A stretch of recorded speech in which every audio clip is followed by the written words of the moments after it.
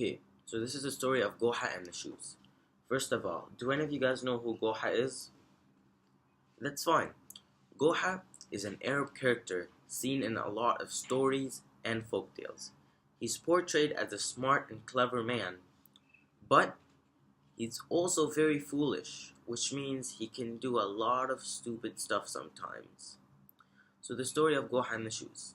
So some of Goha's friends decided to play a trick on him. They were going to knock on his door and act as if they were invited, but really they weren't invited. So the day that the trick was played, they all went and they knocked on Goha's door. Knock, knock, knock. Now Goha was very surprised since he didn't expect anyone that day. So he went and he opened the door, and to his surprise, it was his friends. So Goha was very embarrassed.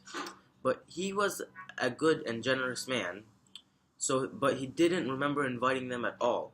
But he said, "Welcome, friends, welcome." And as they entered the house, they all took off their shoes near the door, since that was their way. And it's also to prevent the house from getting dirty, since they walked in the streets and their shoes would be dirty. So he showed them into the dining room, and they all sat there around the table. Now Goha rushed really quickly to the kitchen, and he went to his wife and he said, "My friends are here and they're looking for dinner." She said, "But Goha, there's no food in the house. How could you invite them for lunch?" He said, "But I didn't invite them for lunch. They just came by themselves." So his wife said, "Ah, Goha, your friends are trying to play a trick on you. This is what we're going to do. We're going to leave them in the dining room for a long time, and they'll eventually get tired of waiting, and soon enough they'll go home." Now Goha left the kitchen very happy, since now he knows their trick and that it won't work. But he thought to himself, what if I play a trick on them of my own? So Goha thought about it for a long time, and he said, wait, I know what to do. So Goha went by the door and grabbed all the shoes near the door, and he went on his donkey, and he went really quickly to the store. He went to the store guy and he said, "Here, I want to sell you these shoes." The store guy took a look at them and said, "Okay, I'll take them for 15 pounds.